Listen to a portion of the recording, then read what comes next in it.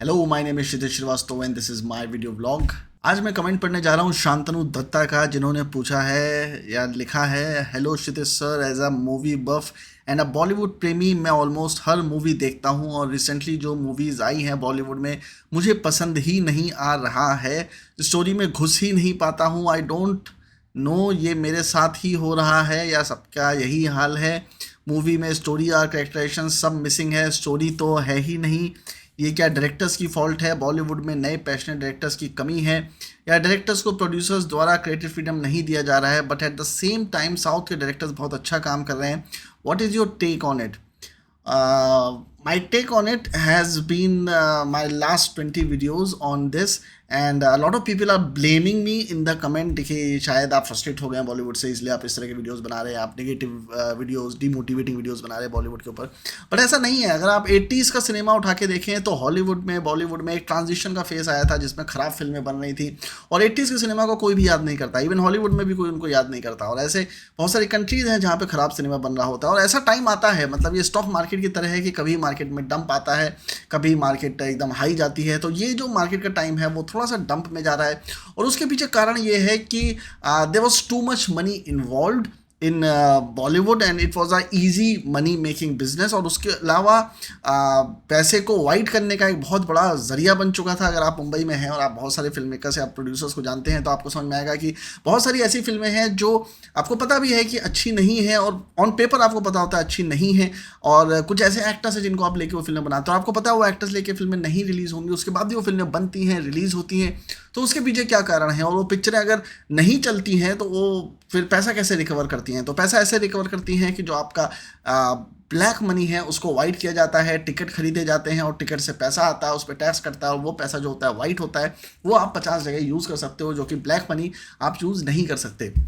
तो ये one of the reasons है। सेकंड रीज़न ये है कि जो एरोगेंस था बॉलीवुड में कि हम सबसे सुपीरियर हैं इंडिया में और हमसे अच्छी कोई फिल्में बना नहीं रहा है, हम जो भी बनाते हैं पब्लिक ले लेती है, that thing of taking things for granted was one of the major reasons of fall of the Bollywood जो अभी चल रहा है।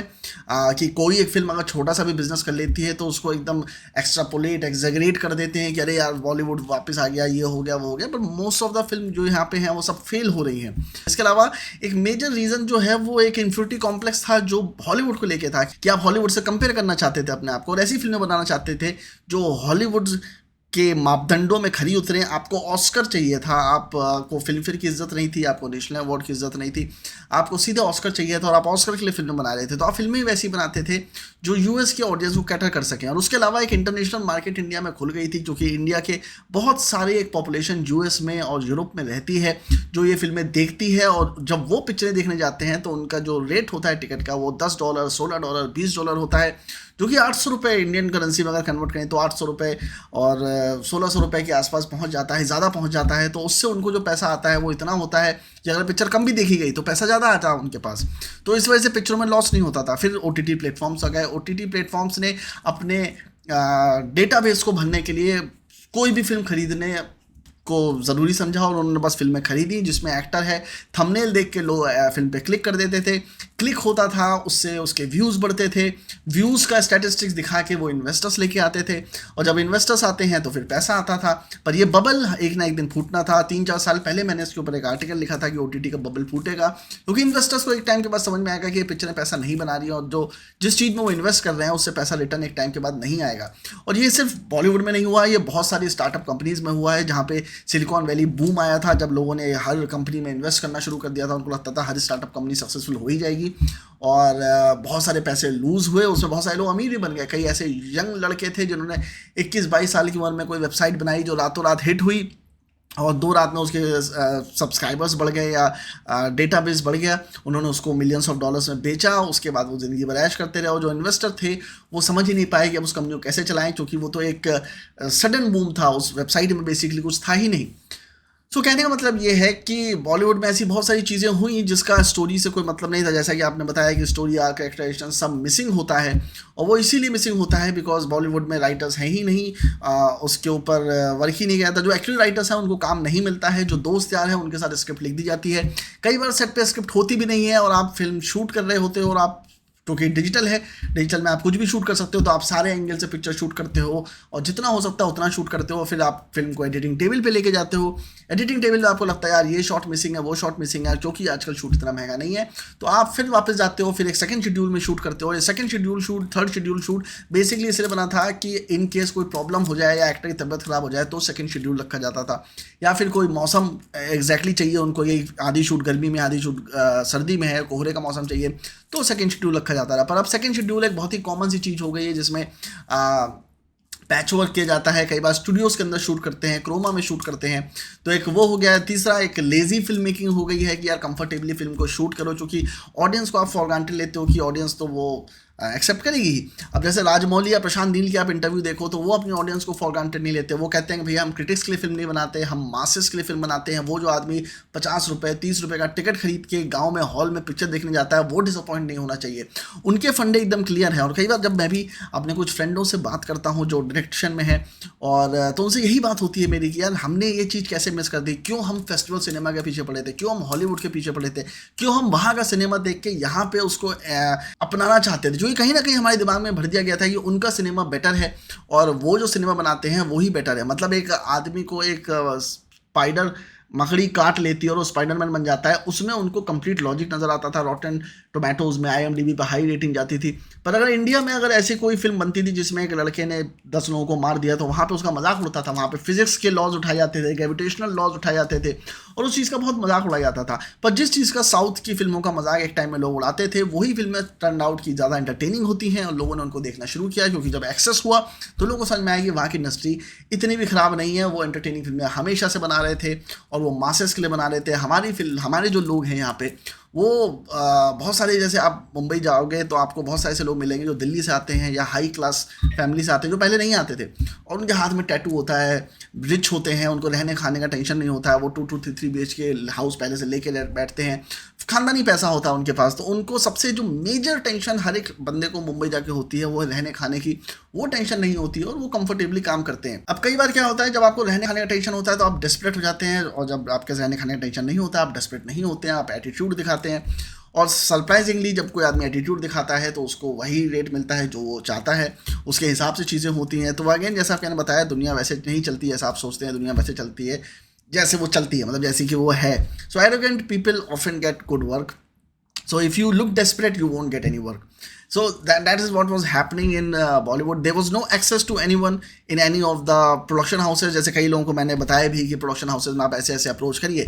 मेरे टाइम में होता था, ईजी था, मतलब आप मेरे कंपेरेटिवली ईजी था, पहले तो और भी ईजी था मेरे टाइम में, फिर भी अब मुझे लगता है कि ईजी था, हालांकि मुझे उस टाइम डिफिकल्ट लगता था। पर अभी बहुत सारे लड़के मुझे मैसेज करते हैं कि सर हमने इतने मेल्स किए, इतने प्रोडक्शन हाउसेज गए, कई लोग तो अब्बास मस्तान के ऑफिस पहुंच गए, तिग्मांशु के ऑफिस पहुंच गए, राशिदी के ऑफिस पहुंच गए, वहाँ जाके रिज्यूमे दिया, बात करी, पर अगेन काम नहीं मिला उनको। And I just couldn't understand कि ऐसा क्यों हो रहा है, क्योंकि मुझे तो शुरुआत में बहुत ईजिली काम मिल रहा था। एड इंडस्ट्री में भी इतना बाइफर्केशन हो गया है, क्योंकि एडवर्टाइजिंग में भी यही हुआ है कि जो एजेंसीज़ हैं उन्होंने खुद के प्रोडक्शन हाउसेज रख लिए हैं, जिसकी वजह से जो प्रोडक्शन हाउसेज पहले खुले थे उनको काम मिलना बंद हो गया है। बहुत सारे मेरे ऐसे फ्रेंड्स हैं जिन्होंने फिल्म लाइन छोड़ दी है। मैंने फिल्म लाइन छोड़ी है, कई लोग ऐसा मैसेज में डालते हैं, अगेन उस बारे में सवाल नहीं है, पर फिर मैं बता देता हूँ कि फिल्म लाइन मैं छोड़ नहीं सकता, क्योंकि मैं फिल्म को लेके पैशनेट हूँ। फिल्म इंडस्ट्री जो है वो एक कॉमर्स हब है, जहाँ पे फिल्मों का लेन देन होता है और फिल्में ऐसी बनाई जाती हैं जिससे पैसा आता है। तो फिल्मों का पैशन डिफरेंट है, फिल्म लाइन अलग है। इस चीज़ को समझने की आप लोगों को ज़रूरत है। नहीं समझते हो तो मुझे क्या घंटे से फ़र्क पड़ता है। तो बॉलीवुड में पैशनेट डायरेक्टर्स की कमी नहीं है, पर पैशनेट डायरेक्टर से कोई फंड नहीं करता है जब तक उनका काम नहीं देख ले। अब जैसे ओम रावत है, ओम रावत बहुत बड़े, उनकी मम्मी बहुत बड़े ओहदे पे बैठती हैं, अभी मुझे पता नहीं है, पर वो एक किसी बहुत बड़े पोस्ट पे हैं। और इन सब चीज़ों के बारे में जब मैं पढ़ता हूँ तो पता सब घूम फिर के मुझे ये पता चलता है कि वो किसी ना किसी बड़े बाप की औलाद है। और उनको एक फ़िल्म मिल गई, उन्होंने फ़िल्म कर ली, बचपन से वो एक्टिंग कर रहे थे और न्यूयॉर्क जाके बहुत सारी कंट्रीज़ में जाके उन्होंने फिल्म मेकिंग कोर्सेज भी किए।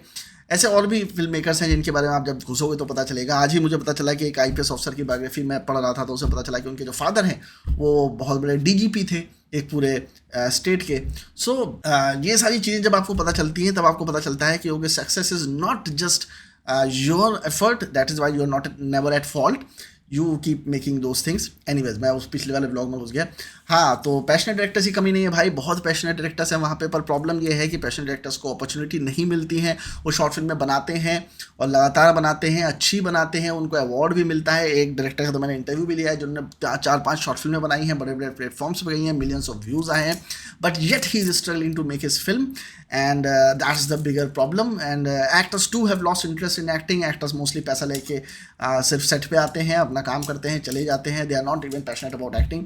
एंड टॉप टायर एक्टर्स को छोड़ दो क्योंकि उन्हें बहुत पैसा मिलता है, तो बाकी बी लेवल के और मतलब शाहरुख, सलमान, ये सब जो ए लेवल के एक्टर्स, इनको इनके नीचे जितने भी एक्टर्स आते हैं वो सब के सब सिर्फ पैसे के लिए और डे वाइज काम करते हैं। आप उन्हें पैसा दो, वो आ जाएंगे और वो वैसी ही एक्टिंग करेंगे जैसी बाकी फिल्मों में करते हैं, क्योंकि उनको पता है कि वो अच्छी एक्टिंग कर भी दें, मेहनत कर भी दें, तो आप उनको पसंद नहीं करोगे, आप उनकी फिल्में देखने नहीं जाओगे, OTT पे इतना कोई अप्रिशिएट नहीं करोगे।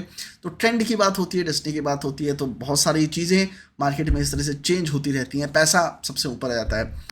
Creative freedom of course Bollywood में नहीं दी जाती है। मेरे जो डायरेक्टर फ्रेंड्स हैं वो मुझे बताते रहते हैं कि जब कॉर्पोरेट में आप काम करते हो तो अल्टीमेटली जो फुटेज होता है रात में वाइस प्रेसिडेंट या प्रेसिडेंट या कंपनी के CEO के पास पहुंचता है, जो कंपनी फंड कर रही होती है, कोई बड़ी कॉर्पोरेट कंपनी, और उसके बाद वो गाली सुनाता है डायरेक्टर को ही, मतलब डायरेक्टर को भी गालियाँ पड़ती हैं, और कई बार तो डायरेक्टर को के साथ एक और डायरेक्टर या 2-3 डायरेक्टर जोड़ दिए जाते हैं कि आप अलग अलग जगह पे जाके शूट करो पैसा बचाने के लिए।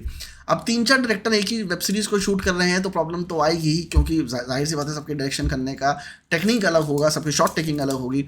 इसकी वजह से वेब सीरीज़ बहुत अच्छी नहीं बनती हैं, और इसका कोई स्टैटिस्टिक बाहर नहीं आता है कौन सी वेब सीरीज़ कितनी अच्छी है।